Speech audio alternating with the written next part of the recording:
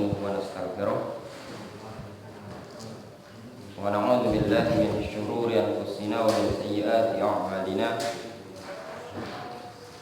من يهده الله فلا مضل له ومن يضلل فلا هادي له وأشهد أن لا إله إلا الله وحده لا شريك له وأشهد أن محمدا عبده ورسوله صلى الله عليه وعلى آله وأصحابه أجمعين أما بعد. Pada pertemuan yang telah lalu kita telah membahas berkaitan dengan definisi korban, yaitu sesembelihan yang disembelih pada tanggal 10 Dzulhijjah dan juga hari-hari tasyrik, taqarruban ila Allah, dalam rangka bertaqarrub ibadah kepada Allah Subhanahu wa taala. Kemudian juga kita telah membahas berkaitan dengan hukum berkorban. Kemarin kita sebutkan berkaitan dengan hukum para ulama terjadi silang pendapat. Ada dua pendapat. Pertama yang menyatakan bahwasanya hukum berkorban hukumnya sunnah muakkadah, itu pendapatnya jumhur ulama, Imam Malik, Imam Syafi'i, Imam Ahmad. Adapun sebagian para ulama di antaranya Imam Abu Hanifah, mereka menyatakan hukumnya wajib. Namun yang lebih nampak, lebih kuat dari kedua pendapat ini adalah pendapatnya jumhur ulama, hukumnya sunnah muakkadah bagi yang mampu. Alasannya adalah penggabungan antara dua argumentasi. Yang pertama, tindakan Rasulullah SAW yang beliau senantiasa ketika masa hidup beliau berkorban. Kemudian juga tindakan tiga orang sahabat, yaitu Abu Bakar As-Siddiq, Umar bin Khattab, dan juga Abu Mas'ud Al-Ansari, sebagaimana yang disebutkan oleh Imam Al-Baihaqi dalam Sunan Al-Kubra, bahwasanya mereka yatrukuna al-udhiyah ma'al qudra 'alaiha, mereka sengaja meninggalkan berkorban dalam keadaan mereka mampu untuk berkorban. Tujuannya apa? Hatta la yadhunnun nas wujubaha, sehingga umat manusia tidak mengira bahwasanya korban hukumnya wajib. Kemudian juga kita sebutkan kemarin, bagi orang yang ingin berkorban ketika memasuki tanggal 1 Dzulhijjah, pada saat matahari terbenam dari tanggal 30 atau menjelang malam tanggal 1 Dzulhijjah, ketika matahari terbenam, maka dia disyariatkan untuk tidak mengambil sedikit pun baik bulu atau rambut ataupun kulit yang ada di badannya, berdasarkan hadits Rasulullah SAW, "Idza daqalatil ashru wa arada ahadukum an yudhi fala yamussa min sya'rihi wa basharihi syai'an."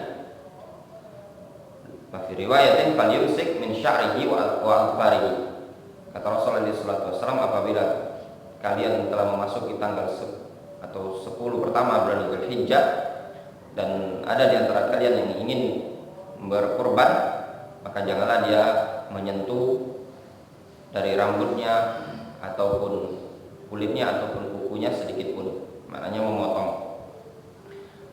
Hukumnya ini tadi kemarin kita sebutkan bahwasanya juga terjadi khilaf di kalangan para ulama, apa hukumnya haram atau hukumnya makruh kalau sampai terjadi. Al-Imam An-Nawawi rahimahullah ta'ala menukilkan keterangan dari mazhab Asy-Syafi'i bahwasanya hukumnya makruh, tidak wajib. Dalam artian kalau dilanggar hukumnya cuma makruh, bukan perkara yang haram, hukumnya sunnah.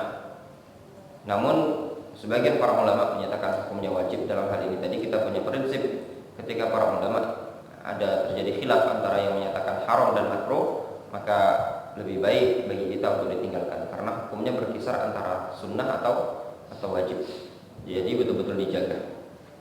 Kemudian hikmahnya juga, mereka para ulama menyebutkan hikmahnya sekian banyak hikmah. Di antaranya yang mereka sebutkan adalah agar Allah Subhanahu wa taala ketika tanggal 9 Dzulhijjah atau 10 Dzulhijjah, Allah Subhanahu wa taala menggugurkan yang mereka tidak memotong kuku dan yang lainnya tadi. Kemudian kita masuk ke pembahasan berikutnya,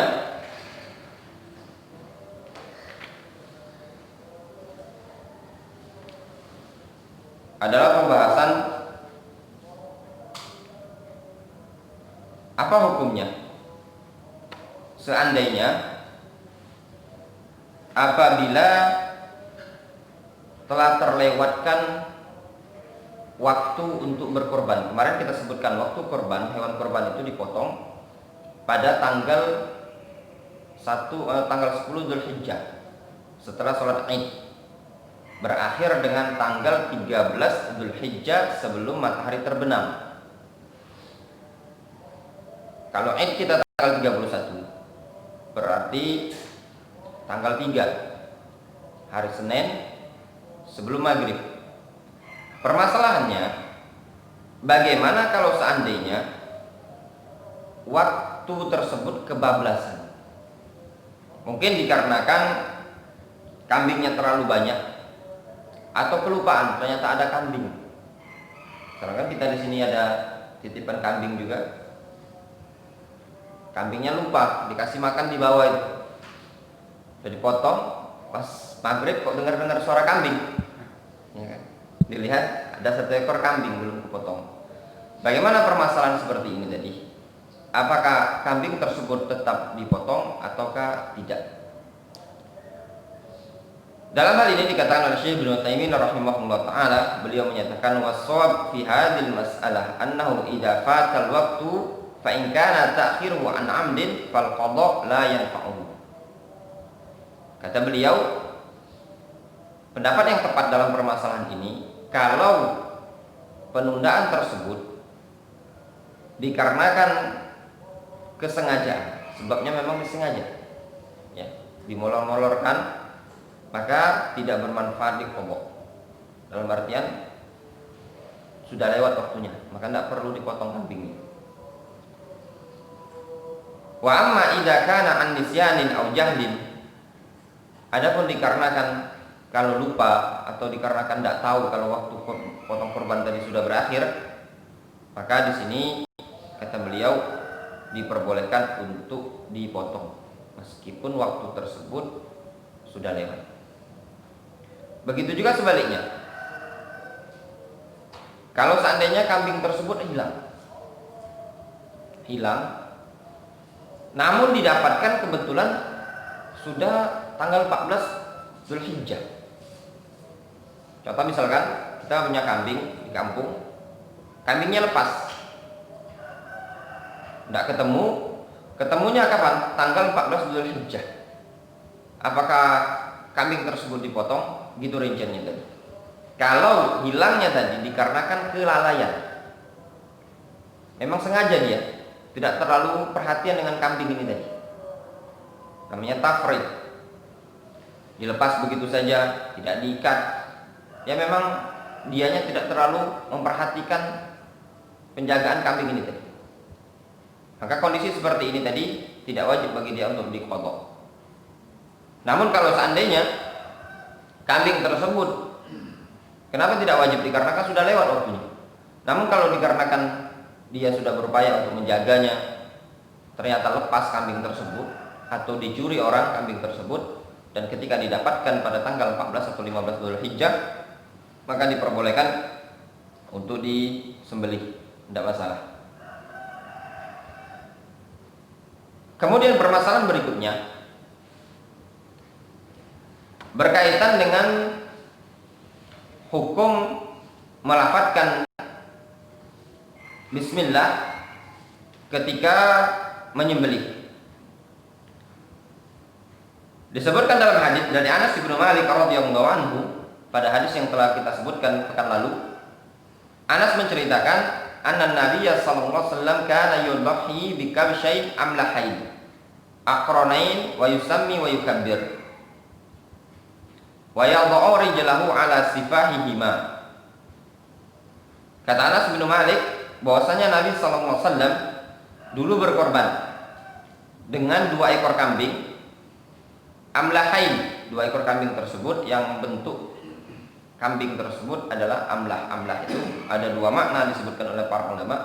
Makna pertama abyad, al-khalis, putih bersih. Kambingnya putih. Makna kedua, mereka menyebutkan makna amlah tersebut adalah putih wa yukhalitu as-sawad. Dia putih dan bercampur dengan hitam. Hitam ini juga dijelaskan dengan lafaz yang lain. Wa yanzur fi sawadin, bagian wajahnya hitam. Jadi badan itu putih tapi wajahnya hitam. Wa yaqaf fi sawadin, bagian kakinya hitam. Ya, bulu-bulu kakinya tadi. Wa yabruk fi sawadin, di bagian perutnya hitam. Ini kambing yang kalaupun ada susah sekali nyarinya ya. Kulitnya itu putih tapi ininya wajahnya hitam, kakinya hitam, perutnya hitam. Intinya ada warna hitam dan putih. Itu sebagian syarah penjelasan para ulama berkaitan dengan amlah. Akrona ini disebutkan dalam hadis tersebut bertanduk. Itu juga di antara sifat kambing yang afdol. Kambing yang dikorbankan oleh Rasulullah SAW bertanduk. Namun kalau seandainya kambing tersebut tidak bertanduk juga korbannya sah. Di situ Anas bin Malik menyebutkan wa yudhahi wa yusammi. Beliau menyembelih kemudian membaca bismillah.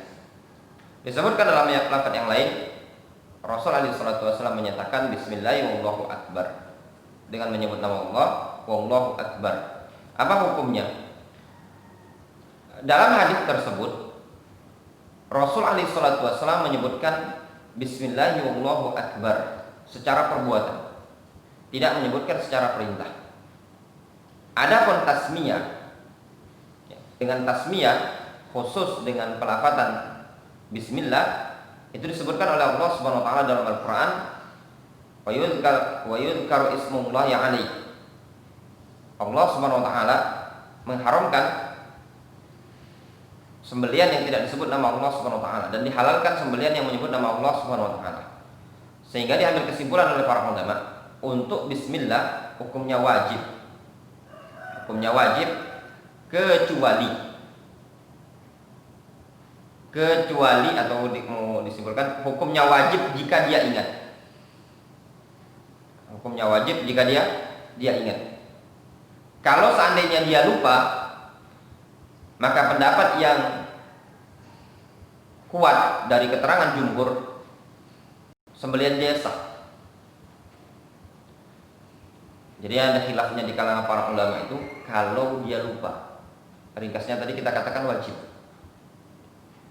Nah, kalau dia lupa gimana? Apakah sembelihan tersebut haram? Nah, di sini harus cekatan. Kita memilih orang yang menyembelih tadi betul-betul diingatkan, baca bismillah. Satu, diingatkan. Bisa jadi dia lupa. Ketika mau menyembelih diingatkan. Yang kedua, diupayakan orang yang menyembelih ini tadi jangan diajak ngobrol. Jangan juga sebagian masyarakat ketika orang mau nyembelih itu disoraki. Allahu Akbar, ditakbiri. Ini terkadang buat orang yang nyembelih kelupaan. Apalagi sampai diajak ngobrol. Rokoknya nempel pula. Itu pernah kita alami di pondok pesantren. Ada dulu kawan kita santri dari orang Aceh, dia nyembeli goloknya dia sambil diajak ngobrol. Jadi dia motong ini tadi sambil ngobrol. Golok jalan dalam keadaan belum baca bismillah. Ini permasalahan yang gawat sebenarnya. Terjadi khilaf di kalangan para ulama. Jumhur madzhab ulama mereka menyatakan sembelihannya hukumnya sah-sah saja. Namun sebagian yang lain menyatakan tetap hukumnya haram dan daging tersebut haram dimakan. Dulu pengalaman kita di pondok pesantren, ustadz yang ada di pondok itu pun juga beda pendapat. Yang menyatakan tetap tidak boleh dimakan, ya sudah dia bilang jangan dicampurkan dengan kambing-kambing yang sudah disembelih. Ternyata ya mayoritas santri ngikut pendapat satu ustadz itu tadi. Pimpinan pondok pesantren kita beda lagi pendapatnya. Dia menyatakan langsung disodorkan sama dia bukunya. Nah inilah, kalau tidak sengaja itu atau lupa itu kambingnya sah. Ya, ringkasnya tetap ngotot, satu ustadznya masih tetap ngotot bilang tidak sah. Ya sudah, kalau tidak mau saya sendiri yang ngambilnya.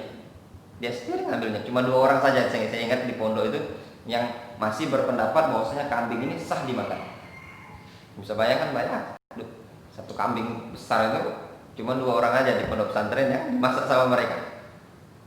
Nah, itu diwaspadai di dalam proses penyembelihan.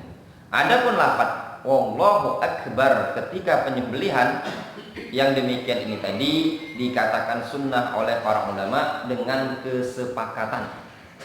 Saya katakan Al-Imam Ibnu Qudamah Al-Maqdisi sebagaimana dalam kitab Al-Mughni. Al-Imam Ibnu Qudamah Al-Maqdisi menukilkan dalam kitab Al-Mughni, beliau menyebutkan bahwasannya pelafatan Wallahu Akbar hukumnya sunnah bi ijma'il ulama. Hukumnya sunnah dengan kesepakatan para ulama. Melafatkan apa?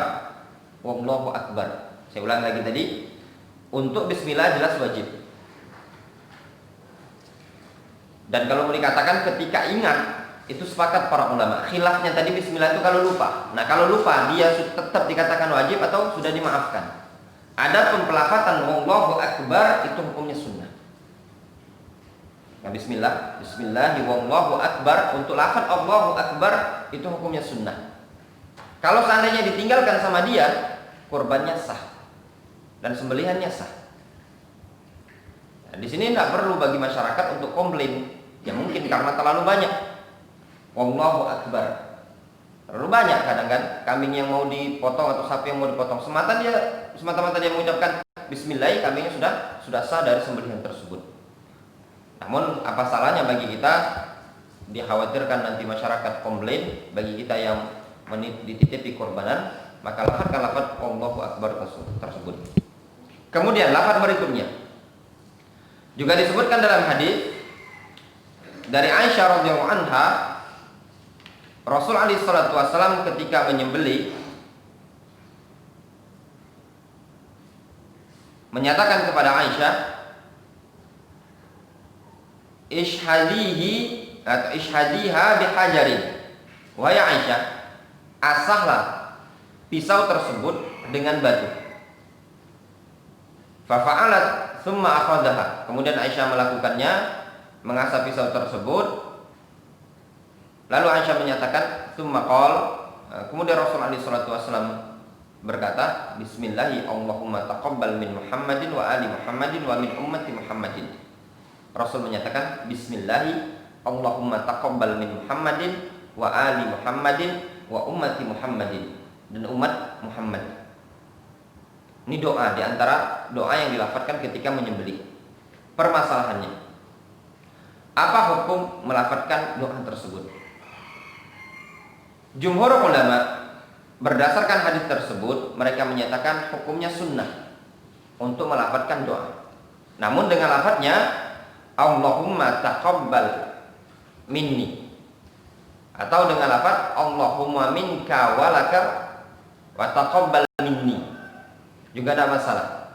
Allahumma minka walaka, ya Allah, minka darimu, walaka dan untukmu, maknanya korban ini tadi rezeki berasal darimu, walaka dan juga untukmu. Allahumma taqabbal minni, ya Allah terimalah dari aku. Adapun yang dilafadzkan oleh Rasul, Allahumma taqabbal min Muhammadin wa ali Muhammadin wa min ummati Muhammadin, pada lafaz min ummati Muhammadin itu khusus Rasul. Ya, khusus untuk Rasul. Ya, kita mau ngajak umat. Nabi bukan, Rasul bukan. Ya, jangan sampai ada yang berkorban ketika motong Allahumma taqabbal minni wa min ali baiti wa min ummati. Ya, masalahnya kita bukan sebagai nabi. Itu hukumnya sunnah. Boleh dengan lafaz tadi Allahumma taqabbal minni, semata-mata dia menyatakan bismillahirrahmanirrahim wallahu akbar Allahumma taqabbal minni, itu sunnah. Atau dia menyatakan bismillahirrahmanirrahim wallahu akbar Allahumma hadza minka walaka Allahumma taqabbal minni, dengan lafaz yang agak panjang tadi, juga tidak masalah. Itu juga disunnahkan. Kalau bingung, ya juga ditinggalkan tidak masalah. Cuma yang jadi permasalahan kalau kita nyembelih di tempat umum itu, udah ada nempel di kertas itu di leher kambing itu. Udah ada orang pegang satu, yang megang satu naruh kertas gini. Mau disebutin namanya tadi. Nah, ketika disebutin namanya tadi caranya. Misalkan contoh, Mas Aziz itu nama lengkapnya siapa? Raden Aziz Maulana Akbar. Panjang kali itulah. Bismillah. Wallahu Akbar. Allahumma taqabbal min Aziz, itu aja, atau Raden. Ya, sudah cukup. Tidak masalah. Terkadang sebagian orang yang tadi misalkan Raden Aziz Maulana Akbar, ya Raden Aziz Maulana Akbar, ada binnya pula. Panjang nama ini tadi, dikhawatirkan nanti buyar pikirannya, malah dia tidak baca bismillah. Dalam keadaan kambing tersebut disembelih tidak menyebut nama Allah Subhanahu wa taala. Kemudian kapan pelafatan bismillah tersebut? Mereka menyebutkan, para ulama menyebutkan, dilafadzkan lafaz bismillah tersebut ketika jaraknya berdekatan dengan pisau berjalan di leher hewan tersebut. Dalam artian bukan dilafadzkan bismillah tersebut, misalkan kambingnya di sana, di luar itu. Dia di sini dapat bismillah. Bismillah, jalan baru disembelih. Tidak. Atau diputus sama dia, diputus dengan ucapan, tidak boleh. Namun betul-betul ketika dia melafadzkan bismillah, dia tidak menyebutkan lafaz yang lain. Maksudnya lafaz yang lain, dia ngobrol, misalnya dia bilang bismillah, tolong ambilin itu air minum, ini pisaunya jalan, tidak sah. Namun ketika bismillah tadi diucapkan, betul-betul di dekat dengan penyembelihan, dekat dengan pisau ini berjalan. Jadi dia menyatakan bismillah tadi, pisau tadi sudah nempel. Dan jangan juga setelahnya sudah jalan, bismillah, dalam keadaan tadi sudah putus, sudah terpotong, dia baru bismillah. Atau misalnya karena diajak ngobrol tadi, dia baca bismillahnya setelah terpotong, itu tidak diperbolehkan. Namun dibaca bismillah jaraknya berdekatan, ya hitungan detik sebelum pisau ini tadi berjalan. Ya ketika dia nempel tadi, ketika gerakkan pisau dia lafazkan bismillah gitu. Kemudian untuk penyembelihan sapi dan kambing, tadi disebutkan dalam hadis dari Anas bin Malik atau dari Aisyah tadi menyebutkan Rasulullah SAW ketika menyembelih hewan korban fa'abja'ahu, Rasulullah SAW membaringkannya. Di situ juga diambil fikih oleh para ulama bagaimana cara penyembelihan kambing dan sapi. Dalam hal ini ada 3 hewan korban, onta, sapi, dan kambing. Untuk onta disembelih dengan cara berdiri, itu yang sunnah. Ya, bisa dilihat di YouTube, namanya nahar. Itu yang disebutkan dalam Al-Quran, fasholli li rabbika wanhar. Nahar itu melukai bagian lehernya ini tadi. Ketika dia berdiri, ontanya masih dalam keadaan berdiri, itu yang sunnah. Sebagaimana yang dilakukan oleh Abdullah bin Umar. Ketika itu Abdullah bin Umar memerintahkan untuk menyembelih hewan onta ini tadi dalam keadaan berdiri. Abdullah bin Umar menyatakan, hadza sunnatu Abil Qasim, ini sunnahnya Nabi Muhammad SAW. Adapun kambing dan sapi disunnahkan cara menyembelihnya adalah dengan cara dibaringkan, itu yang sunnah. Namun kalau seandainya disembelih dengan cara berdiri, kambing ini tadi masih berdiri, atau sapi tadi dalam keadaan masih berdiri, karena susah untuk dibaringkan, dengan kecepatan dia menyembelih tadi, dia bisa menyembelihnya dengan berdiri, itu tidak masalah, sembelihan sah. Namun yang afdol untuk sapi dan kambing tadi tetap dibaringkan, disembelih dalam keadaan berbaring. Kemudian permasalahan berikutnya, dari hadis yang kita sebutkan tadi, Anas bin Malik dan juga Aisyah menceritakan sifat kurbannya Rasulullah SAW. Yang dibahas oleh para ulama adalah permasalahan kapan kambing ini tadi sudah berubah menjadi kewajiban untuk dikorbankan. Tadi kita katakan korban itu secara hukum sunnah, Pak, ya. Secara hukum sunnah. Ketika kita ingin berkorban itu secara hukum sunnah. Namun ketika kita sudah ada niatan untuk korban, nah, kambing ini, status kambing yang ingin dikorbankan, tidak lagi berubah menjadi sunnah, tapi sudah berubah menjadi wajib sebagai kambing kurban. Maksudnya itu apa? Masuk arena kambing kurban. Kapan kambing ini sudah dikategorikan masuk arena kambing kurban? Ketika sudah masuk arena kambing kurban, dia punya konsekuensi. Di antaranya, kambing tersebut tidak boleh dijual lagi. Contoh yang dibahas oleh para ulama, ada khilaf di kalangan para ulama, patokan ketentuan tadi. Kambing ini sudah dikategorikan masuk arena kambing kurban kapan? Jumhur ulama mereka mengatakan bahwasannya kambing tersebut wajib ditakyin, ditentukan, ya ta'ayyan, menentukan bahwasanya kambing ini adalah kambing kurban. Itu pendapatnya 4 mazhab dari kalangan imam mazhab Syafi'i, Ahmad, Malik, Abu Hanifah. Mereka menyatakan kambing tersebut wajib, ya, ditakyin, menentukan kambing itu hukumnya wajib. Di sini juga nanti akan kita bahas berkaitan dengan yang kita beli ini tadi. Ya. Gimana sih orang beli itu tadi? Dia kan tidak tahu mana kambingnya. Makanya kalau kita titipi, yang beli udah menentukan kambingnya seperti ini, nanti ada kan konsekuensi itu tadi.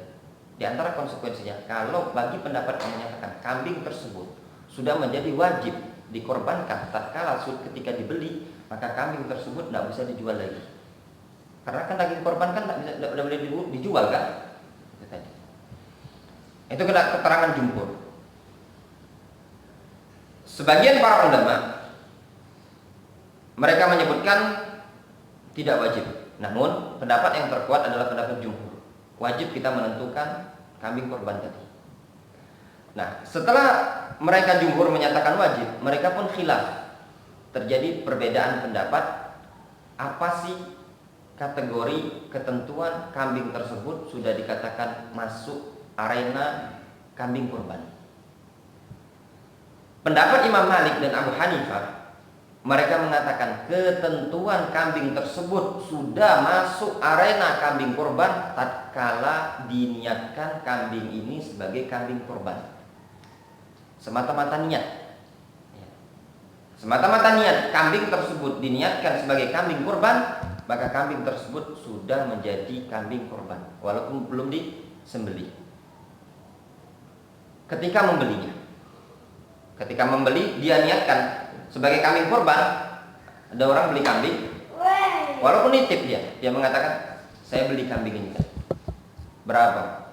Misalkan 2.500.000. Saya beli dengan niat kambing ini dibeli sama dia untuk sebagai kambing kurban. Maka kambing ini tadi sudah masuk kambing kurban. Ya, walaupun masih hidup, sudah dikategorikan kambing kurban. Nanti ada konsekuensinya.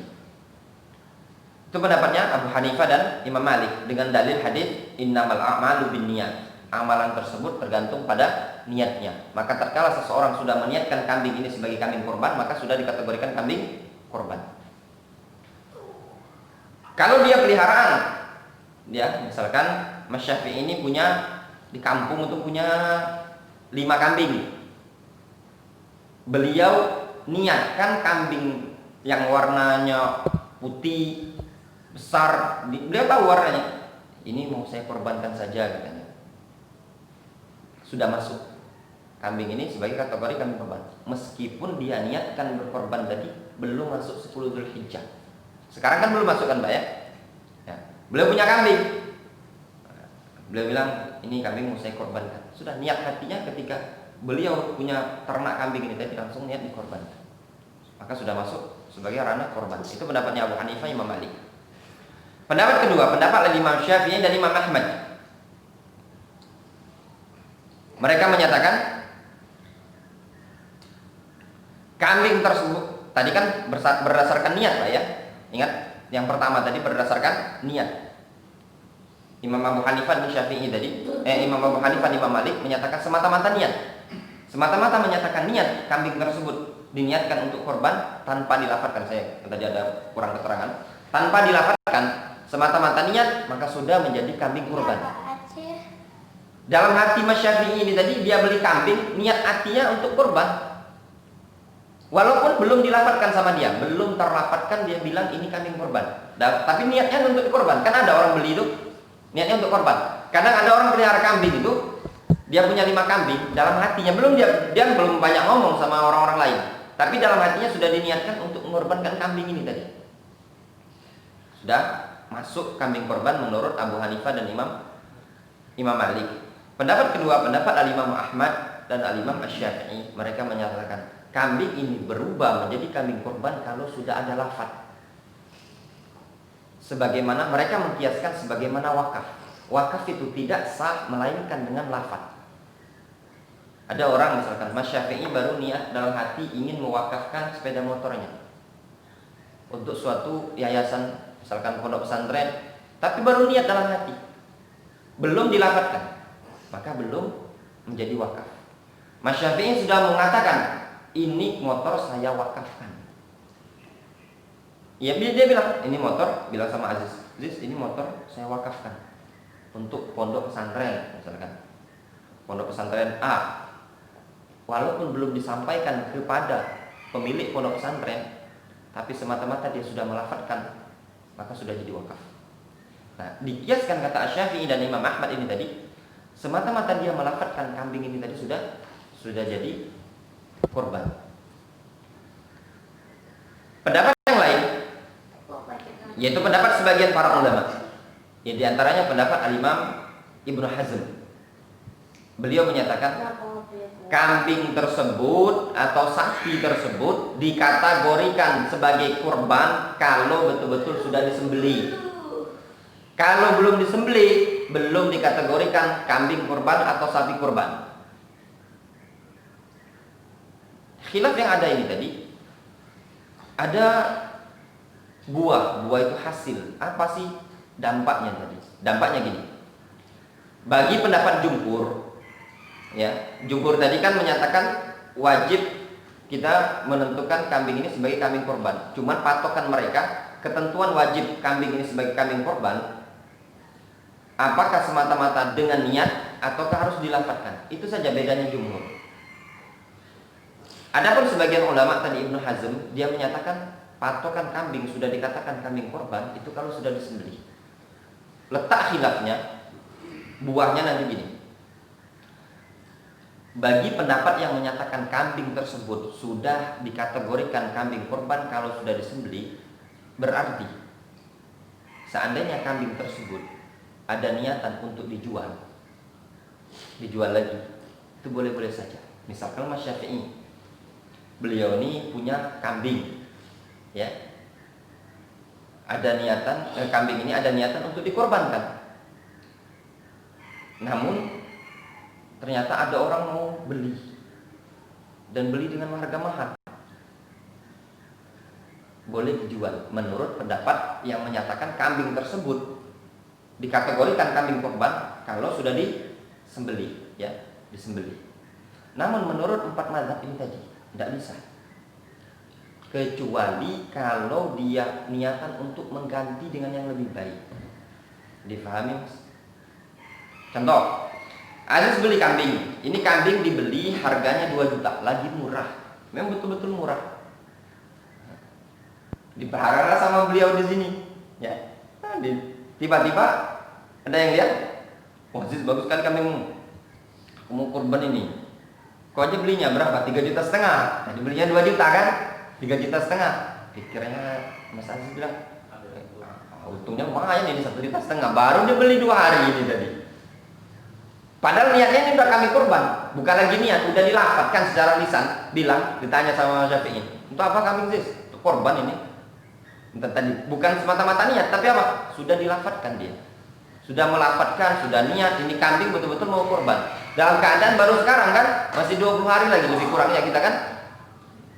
Masih lama mau kurban tadi. Dalam artian pikirnya Mas Aziz kalau mau nyari kambing lagi, itu masih bisa dapat. Palinglah semahal-mahal 2,5 juta sekarang nyari. Berarti kan untung 1 juta. Nah, menurut jumhur ulama tadi tidak bisa lagi dijual. Menurut jumhur ulama boleh dijual dengan ketentuan, boleh dijual. Mas Aziz bisa mendapatkan yang lebih bagus lagi. Ternyata Mas Aziz tahu di sana itu ada jualan kambing kambing dia, kambingnya 3 jutaan, tapi lebih besar. Ya ini kan dilihat agak kecil gitu kan. Tadi kan sanggup dia beli 3 juta setengah. Kalau di sana itu ada 3 jutaan, berarti masih untung 500. 3 juta itu lebih besar kambingnya. Mas Aziz jual, boleh. Namun kalau ternyata mau diganti sama dia dengan yang setara, kambingnya sama, kalaupun dia belinya sama kambingnya, atau mungkin dapat yang lebih kecil, maka tidak boleh. Difahami Mas? Itu ketentuan. Ini sering permainan orang yang ingin berkorban. Udah niat kambing ini mau dikorbankan sama dia, tahu-tahu ada yang nyari. Pikir, ini kayaknya mendingan beli lagi nih. Kalau beli lagi kan bisa dapat lebih murah lagi katanya, pikir dia. Itu boleh enggak? Jawabannya enggak boleh. Karena sudah ada niatan untuk dia dikorbankan kambing tadi. Itu pendapatnya jumhur ulama. Dan dari 2 keterangan ini tadi, alam ya, lebih baik kita hati-hati gitu. Kalau sudah ada niat kambing ini tadi untuk niat dikorbankan atau dilafalkan oleh dia untuk dikorbankan, maka jangan dijual lagi, kecuali niatnya tadi untuk mengganti dengan yang lebih bagus. Itu diperbolehkan. Kenapa tidak boleh? Kan kambing korban kan tidak boleh dijual lagi, kan dagingnya kan tidak boleh dijual kan? Itu kan ketentuannya kan, tidak boleh dijual. Di sini yang disebutkan oleh para ulama berkaitan ketentuan kambing korban tersebut. Wallahu ta'ala a'lam bishawab. Masih beberapa pekan lagi pertemuan kita, kayaknya 2 kali lagi ya. Iya Mas? Kita 2 kali lagi. Insyaallah 2 kali lagi. Mudah-mudahan tidak ada halangan, 2 kali lagi kita lanjutkan pembahasan yang berikutnya. Mungkin ada yang tanyakan berkaitan dengan sifat, insyaallah nanti pekan depan, ciri-ciri, ketentuan sifat kambing, mana yang afdol, mana yang makruh untuk dikorbankan. Insyaallah nanti pada pertemuan yang berikutnya. Ya Pak. Artinya baca kan mata kotor ini Bismillahirrahmanirrahim atau Bismillahirrahmanirrahim dulu. Bismillahirrahmanirrahim. Bismillah dulu Pak, baru Allahu Akbar. Ya. Artinya niat itunya belakangan. Ya belakangan. Itu dilafadzkan belakangan. Setelah apa? Kita Bismillahirrahmanirrahim, Allahumma taqabbal minni. Jadi setelah melafadzkan bismillah tadi. Jadi berbarengan maksudnya, berbarengan. Jadi dia kalau mau dilafadzkan ya, jadi kalau mau dilafadzkan yang Allahumma taqabbal minni tadi itu berbarengan urutannya tadi Bismillahirrahmanirrahim, Allahumma taqabbal minni. Nah, jadi kalau nama orang ini Pak ya, itu kalau bapak sendiri yang menyembelih, itu yang sunnah sebenarnya diambil dari hadis Rasul tadi. Rasul ketika menyembelih hewan korban, beliau sendiri. Beliau berkorban, beliau menyembelih sendiri. Namun diperbolehkan diwakilkan ke orang lain. Kalau dia tidak bisa kan diwakilkan, tidak masalah. Suruh orang lain. Maksudnya dia sendiri itu dia yang motong tadi. Orang lain yang megangi gitu. Dia yang megang goloknya. Itu sunnah kalau dia mau menyembelih. Jadi lafadznya cuma Allahumma taqabbal minni. Jadi Bismillahirrahmanirrahim, Allahumma taqabbal minni. Namun kalau yang disembelih tadi milik orang lain, ya tadi misalkan Syafi'i, kita menyembelihkan punya Syafi'i, cukup dengan melafadzkan Bismillahirrahmanirrahim, Allahumma taqabbal min Syafi'i atau minhu juga ada masalah. Dan untuk sapi yang 7 tadi, itu sebenarnya cukup kalaupun mau dilafadzkan Allahumma taqabbal minhum. Ya, kalau mau disebutkan namanya 7 orang itu tadi, ya kelamaan sekali Pak gitu loh kan. Ini sapi nanti malah bangkit pula 7 orang, panjang pula tadi. Raden Aziz Maulana, Allahumma taqabbal min Raden Aziz Maulana siapa tadi, Ibrahim segala macam. Ya 7 orang. Ya secara praktiknya juga ya, secara praktik di masyarakat kita tidak sampai gitu. Ya ada yang memang dilafadzkan. Kalau kambing ya karena satu persatu ya saya lafadzkan. Karena terkadang ya itu tadi masyarakat ini ketika kita kambing itu datang persatu-satu itu udah ada anunya, namanya. Nanti kalau udah disebut mereka komplain kan, ya sudah. Malah pernah itu ada pengalaman cewek itu namanya banyak sekali sampai 4 suku kata. Yang mau disebut ini tadi ya cukup yang nama yang singkat bagi orang tersebut sudah sah. Itu pun kalau mau disebut, kalaupun tidak disebut namanya tidak masalah, yang penting niat. Ya, niatnya dia di dalam berkorban tadi adalah lillahi ta'ala. Ada lagi? Ya, silakan. Kak, kalau nyembelih itu apa namanya?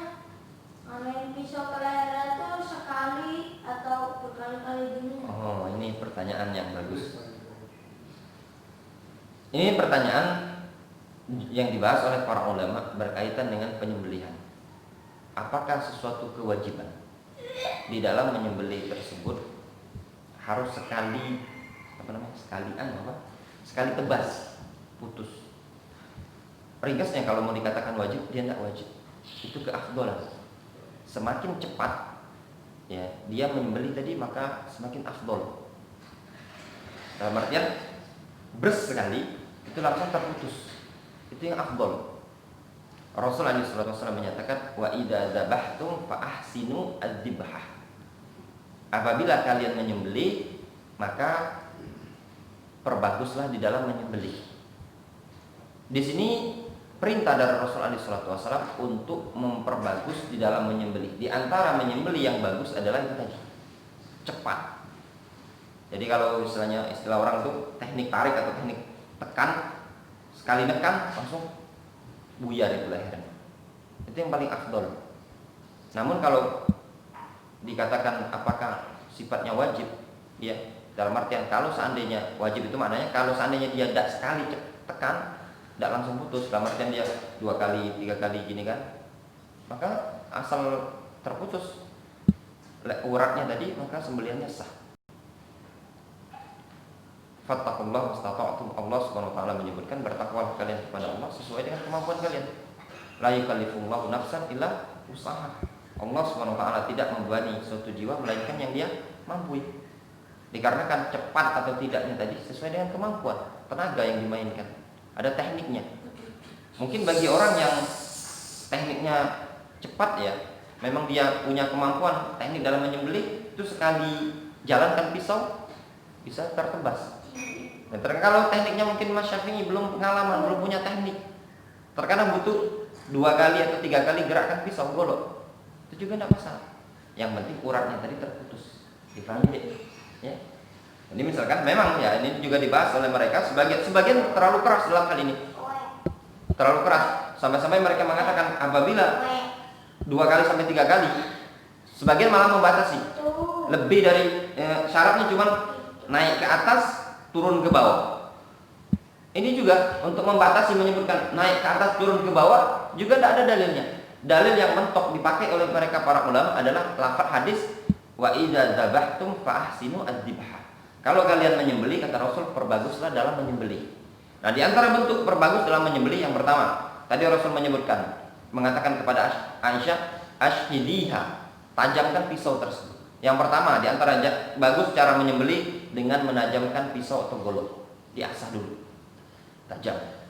Kemudian jangan menakut-nakuti kambing atau hewan tersebut.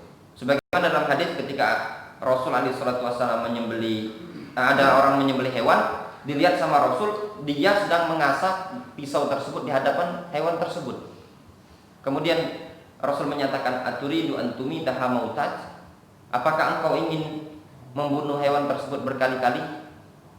Asal golok, depan sapi itu kan, mati ya, mati kan. Itu tadi, sapinya dia lihatin golok itu tadi kan. Nah, ini tidak boleh juga. Maka yang afdol, bilang juga afdol ya, jangan dicampurkan sebenarnya. Ya kalau bisa tuh atau ditutupi gitu loh kan. Ya terus penyembelihan tadi kan kasih apa, spanduk atau apa gitu kan, terpal, supaya kambing-kambing yang lain tidak lihat. Jadi dia ketika kita eksekusi kawannya tadi, mereka tidak melihat. Nah, itulah Rasul mengatakan, aturidu antumi tahamautat, engkau ingin membunuh dia berkali-kali, sapinya belum mati tapi dia sudah masa stres duluan kan. Atau mungkin disembelih di tempat lain, jadi ada kumpulan kambingnya di sini, jadi dibawa satu-satu, jangan dibiarkan berhadapan itu tadi. Itu secara hukum, semakin cepat di dalam gerakan menyembelih ini tadi, maka semakin bagus. Mungkin ada yang menyatakan harus disyaratkan berbarengan urat yang jelasnya kalau tajam ya akan berbarengan. Karena urat yang ada empat urat, ya, 4 saluran yang harus putus. Yang pertama saluran darah, bahasa Arabnya al-wadjain, itu saluran darah 2, kanan dan kiri, itu harus putus. Walaupun ada khilaf di kalangan para ulama, ya, ringkasnya lebih afdol 4-4-nya putus. 2 saluran darah, kemudian saluran nafas, kemudian saluran makanan, semuanya harus putus. Itu yang lebih afdol, ya, tidak ada khilaf. Kalau yang menyebutkan diwajibkan 2, yang 2-nya lagi sunnah dan yang lainnya itu terlalu panjang khilaf yang ada, disebutkan Ibnu Rushd. Ringkasnya dia putus 4-4-nya, itu lebih afdol, lebih selamat dari khilaf yang ada.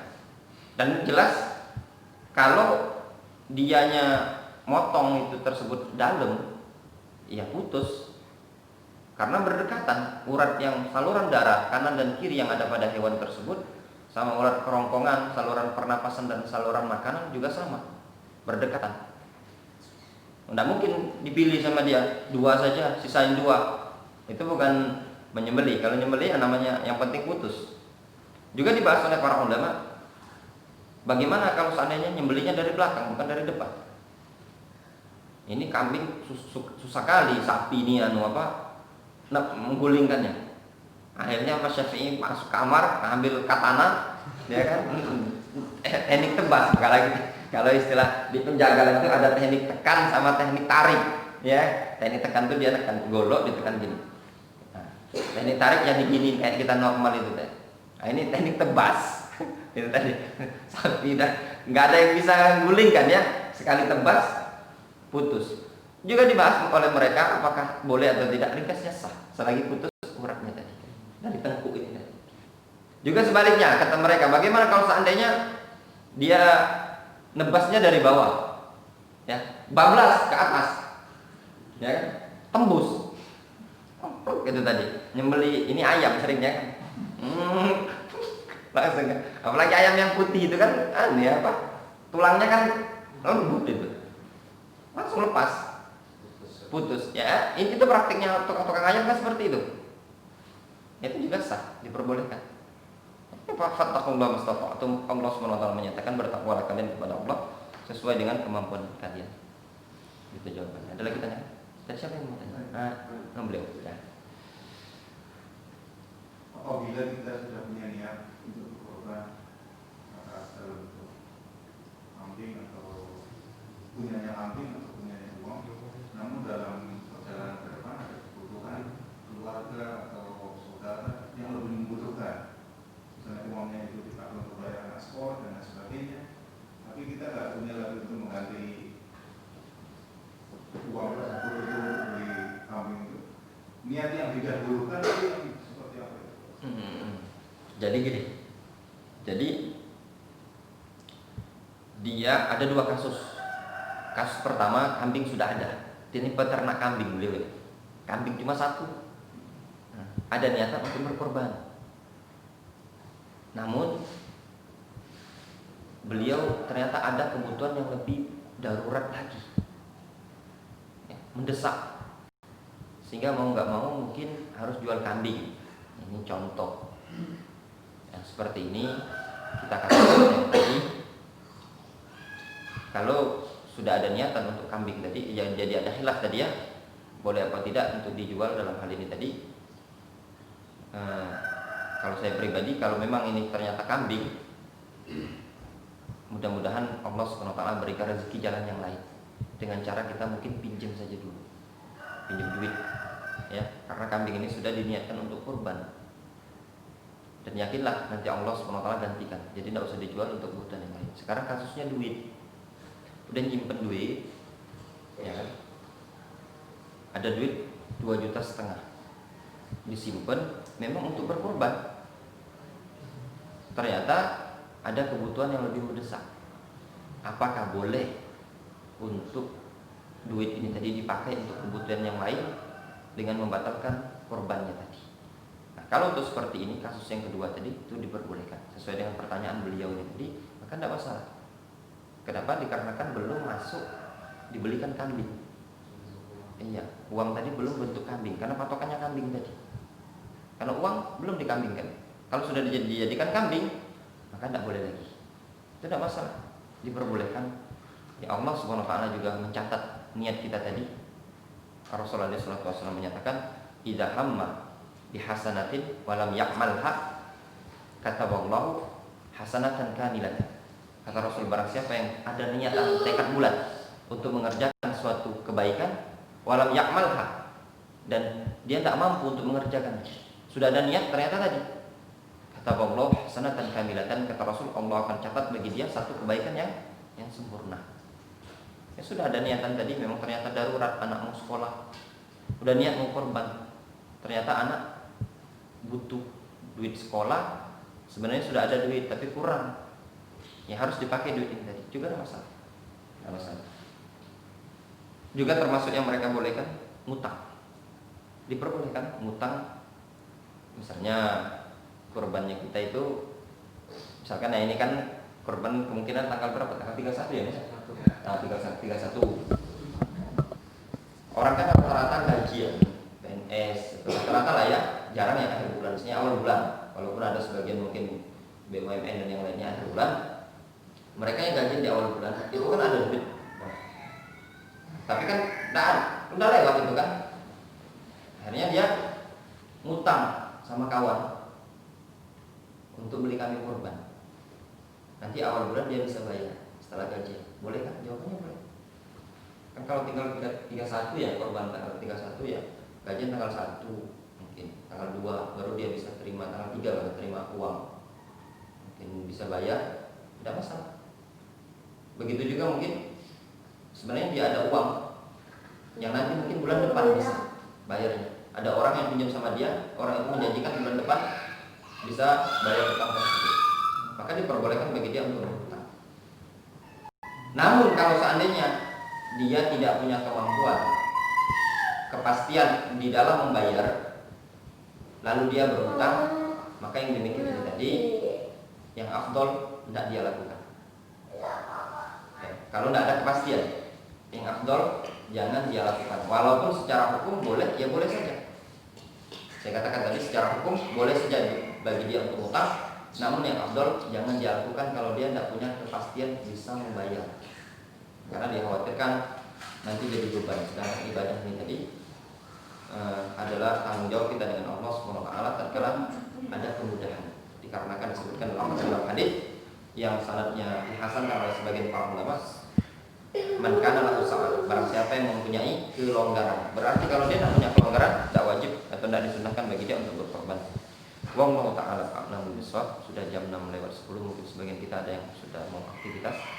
Kita cukupkan kajian sampai di sini. Alhamdulillah, wassalamualaikum warahmatullahi wabarakatuh. Waalaikumsalam.